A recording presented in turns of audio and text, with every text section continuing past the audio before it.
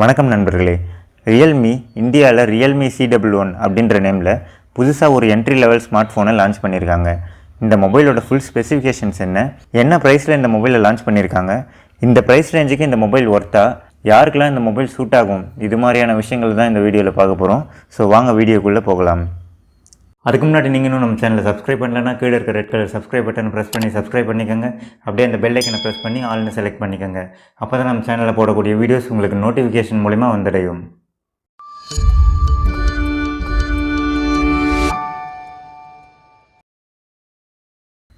First இந்த மொபைலோட design and build குவாலிட்டின்னு பார்க்குறப்போ இந்த மொபைலை ஃபுல் அண்ட் ஃபுல் பிளாஸ்டிக் பாடியில் தான் பில்ட் பண்ணியிருக்காங்க.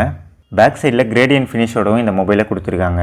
பிளாஸ்டிக் பாடியாக இருந்தாலுமே கூட ஸ்க்ராச்சஸ், ஃபிங்கர் பிரிண்ட்ஸ், ஸ்மட்சஸ் எதுவும் தெரியக்கூடாது அப்படின்றதுக்காக டெக்ஸ்டர்டு ஃபினிஷோட இந்த மொபைலை கொடுத்துருக்காங்க.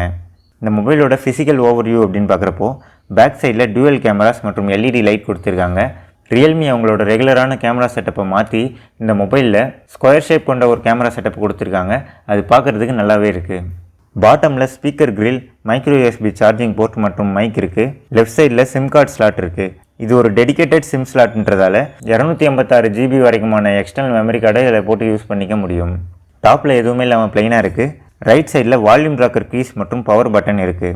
மொபைலோட ஃப்ரண்ட்டில் பார்க்குறப்போ 6.5 இன்ச் சைஸ் கொண்ட ஒரு HD+ LCD டிஸ்பிளே 20:9 ஆஸ்பெக்ட் ரேஷியோட கொடுத்துருக்காங்க. டிஸ்பிளேயோட டாப்பில் வாட்டர் ட்ராப் நாச் ஸ்டைலில் ஃப்ரண்ட் கேமரா கொடுத்துருக்காங்க. மற்ற மொபைலில் இருக்க வாட்டர் ட்ராப் நாச்சை காட்டிலும் இந்த மொபைலில் ரொம்ப சின்ன சைஸில் நாச் கொடுத்துருக்காங்க. இந்த மொபைலில் எந்த விதமான ஃபிங்கர் பிரிண்ட் சென்சாரும் கொடுக்கல, ஆனால் ஃபேஸ் அண்ட் லாக் ஆப்ஷன் இருக்குது. அடுத்து இந்த மொபைலோட பர்ஃபார்மன்ஸ்னு பார்க்குறப்போ இந்த மொபைலில் MediaTek Helio G35 அப்படின்ற ப்ராசஸரை யூஸ் பண்ணியிருக்காங்க. இந்த ப்ராசஸர் ஜூன் மாதத்தில் லான்ச் பண்ணப்பட்ட ஒரு லேட்டஸ்டான என்ட்ரி லெவல் ப்ராசஸர். இந்த ப்ராசஸர் 12 நானோமீட்டரில் பில்ட் ப்ராசஸர் 2.3 GHz கிளாக் ஸ்பீடில் ரன் ஆகிட்டு இருக்கு. இந்த மொபைலில் LPDDR4 type of RAM use பண்ணியிருக்காங்க. இந்த மொபைலோட சாஃப்ட்வேர்னு பார்க்குறப்போ Android 10 பேஸ் பண்ணி Realme Ui 1.0 கொடுத்துருக்காங்க. இந்த மொபைலோட பேட்டரி கெப்பாசிட்டின்னு பார்க்குறப்போ 5000 mAh கொண்ட பேட்டரி கொடுத்துருக்காங்க. இந்த 5000 mAh கொண்ட பேட்டரியை சார்ஜ் பண்ணுறதுக்கு எந்த விதமான ஃபாஸ்ட் சார்ஜிங் ஆப்ஷனும் இந்த மொபைலில் கிடையாது. நார்மல் 10 வாட் சார்ஜர் வச்சு தான் இந்த மொபைலை சார்ஜ் பண்ண முடியும். இந்த மொபைலில் ரிவர்ஸ் சார்ஜிங் ஆப்ஷனும் இருக்குது. ஸோ இந்த மொபைல் மூலமாக வேறு ஒரு மொபைலையோ இல்லை வேறு எலக்ட்ரானிக் கேஜெட்ஸையோ கூட நீங்கள் சார்ஜ் பண்ணிக்க முடியும். இந்த மொபைலோட பேட்டரி லைஃப்னு பார்க்குறப்போ HD+ ரெசல்யூஷன் கொண்ட டிஸ்பிளே தான் யூஸ் பண்ணியிருக்கிறதால யூசேஜை பொறுத்து 1.5 நாள்லேருந்து 2 நாள் வரைக்கும் சார்ஜ் நிற்கும் அப்படின்னு சொல்லிட்டு எதிர்பார்க்கலாம். அடுத்து இந்த மொபைலோட கேமராஸ்னு பார்த்தோன்னா ரியரில் 13 megapixel primary camera f2.2 aperture சைஸில் கொடுத்துருக்காங்க. கூடவே 2 மெகாபிக்சலுக்கான டெப்த் சென்சரும் கொடுத்துருக்காங்க. மொபைலோட ஃப்ரண்ட்டில் 5 மெகாபிக்சலுக்கான செல்ஃபி கேமரா f2.4 அப்பர்ச்சர் சைஸில் கொடுத்துருக்காங்க. கேமரா ஃபீச்சர்ஸ்னு பார்க்குறப்போ இது ஒரு என்ட்ரி லெவல் ஸ்மார்ட் ஃபோன் அப்படின்றதுக்காக நார்மலாக எல்லா மொபைல்லையும் கொடுக்கக்கூடிய portrait mode, chroma boost, rear camera night mode, HDR mode, இது மாதிரியான பேசிக் மோட்ஸ்லாம் கொடுத்துருக்காங்க.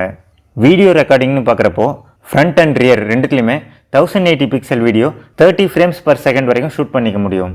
என்ட்ரி லெவல் ஸ்மார்ட் ஃபோன்றதால இந்த மொபைலோட வீடியோ ஸ்டெபிலைசேஷன் ரொம்ப நல்லா இருக்கும்னு சொல்லிட்டு சொல்ல முடியாது. ஒரு ஆவரேஜான அவுட்புட்டை எதிர்பார்க்கலாம். கலர் ஆப்ஷன்னு பார்க்குறப்போ இந்த மொபைலில் கிரே மற்றும் க்ரீன்னு 2 கலரில் லான்ச் பண்ணியிருக்காங்க. மெமரி வேரியண்ட் ஆப்ஷன் அப்படின்னு சொல்லிட்டு பார்த்தோன்னா இந்த மொபைலை 2 GB ரேம் மற்றும் 32 GB இன்டர்னல் மெமரி கொண்ட ஒரே ஒரு வேரியண்ட்டில் தான் லான்ச் பண்ணியிருக்காங்க.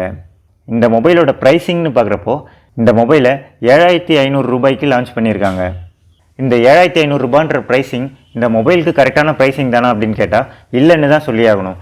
ஏன்னா மொபைலுக்கான GST அதிகரித்த காரணத்துக்காகவும் மார்க்கெட்டில் மொபைலுக்கான டிமாண்ட் அதிகமான காரணத்துக்காகவும் இந்த மொபைலை 7500 ரூபாய் அப்படின்ற ப்ரைஸில் லான்ச் பண்ணியிருக்காங்க. இந்த மொபைலோட ஃபஸ்ட்டு சேல் ஜூலை 22 ஃப்ளிப்கார்ட்டில் ஸ்டார்ட் ஆகுது.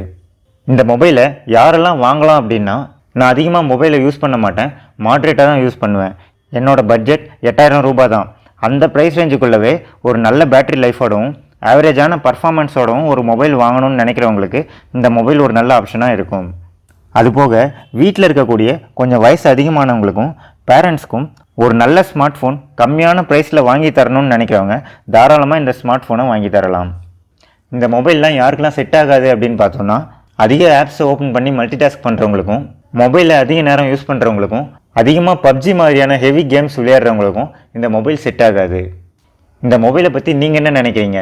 இந்த மொபைலை கரெக்டான ப்ரைஸில் தான் லான்ச் பண்ணியிருக்காங்களா அப்படின்ற உங்களோட கருத்துக்களையும் இந்த மொபைலை பற்றின சந்தேகங்களையும் கீழே இருக்க கமெண்ட் செக்ஷனில் கமெண்ட் பண்ணுங்கள். அடுத்த ஒரு நல்ல வீடியோவில் சந்திப்போம். நன்றி.